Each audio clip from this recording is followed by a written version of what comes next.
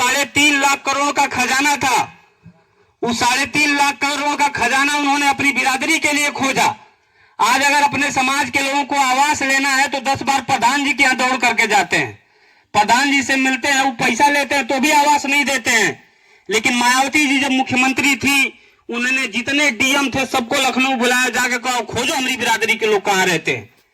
और उन लोगों ने जाकर के गांव खोजा और उन्होंने अपने समाज के लिए एक योजना चलाई, अंबेडकर ग्राम योजना।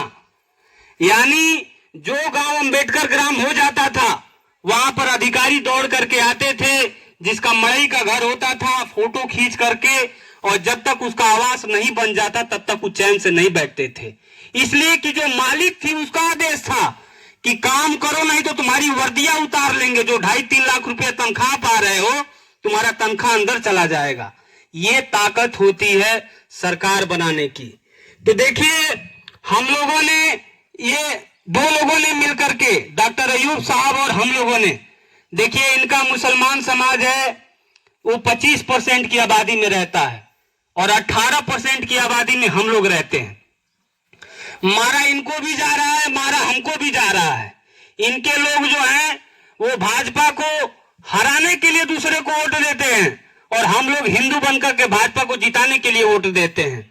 न इनका समाज कुछ मांगता है, न हमारा समाज कुछ मांगता है।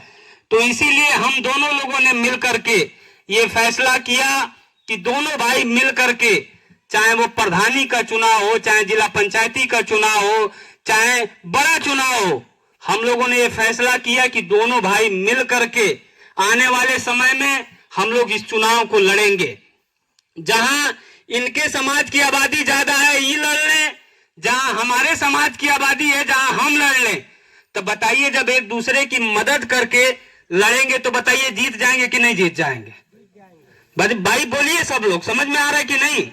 दूसरी एक बात आप समझिए कि लोग ये कहते हैं कि आप मुसलमान के साथ कैसे जुड़ गए। आप लोग इस बात को समझ लीजिए कि अभी हमारा कोई भाई प्रधानी का चुनाव लड़े, जिला पंचायती का चुनाव लड़े, अभी चल के पंडित जी ठाकुर साहब लोगों से वोट मांगा जाएगा तो बताइए दे देंगे? दे देंगे? ईमानदारी से आप लोग बताइए। नहीं देंगे। यादव जी से मांगा जाएगा तो दे देंगे। लेकिन अगर एक मुसलमान भाई के साथ मिल करके रहा जाए और अगर उससे मांगा जाएगा तो वो दे देगा।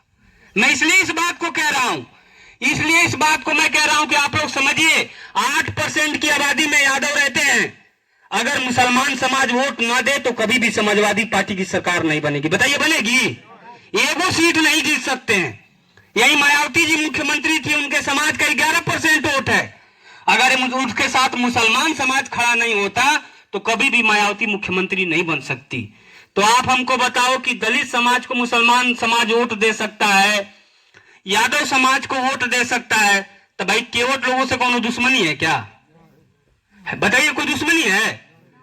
हम लोगों ने काम शुरू किया। मेरी मुलाकात डॉक्टर साहब से हुई। देखिए किसी भी नेता के विषय में अगर जानना है तो सबसे पहले उसके बारे में जाने, आकलन करें, तब ना हम विचार करेंगे कि वोट देंगे कि नहीं देंगे।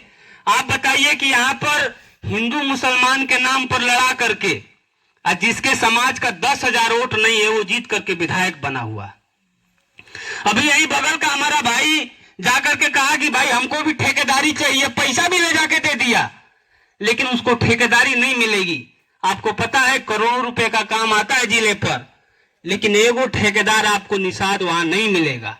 इसलिए नहीं मिलेगा कि ठेकेदारी में मोटी कमाई होती है और वहां पर ठेकेदार आपको 2 बिरादरी के लोग मिलेंगे, या तो पंडित जी है तो ठाकुर साहब। आप लोग पता कर लो। लेकिन जब वोट लेने की बात आएगी तो हम लोगों के बीच में आकर के इस बात को कहते हैं। और इसलिए भी ये कहते हैं, हिंदू मुसलमान इसलिए करते हैं कि ये जानते हैं कि दोनों समाज बड़ी आबादी में रहता है।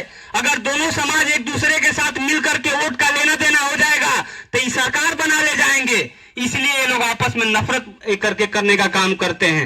इसलिए हम लोग दोनों लोग मिल करके, मुसलमान समाज में मीटिंग होती है वहां भी हमको डॉक्टर साहब बुलाते हैं, वहां मैं अपनी बात रखता हूं। अपने समाज की मीटिंग होती है वहां मैं इनको भी बुलाता हूं ताकि आ करके अपनी बात रखें। तो बताइए जो इस काम को हम लोग कर रहे हैं कोई गलत बात तो नहीं है ना? भाई साथ देंगे कि नहीं? हाथ उठा के बताइए, आप लोग साथ देंगे कि नहीं देंगे? दूसरी एक चीज आप समझिए,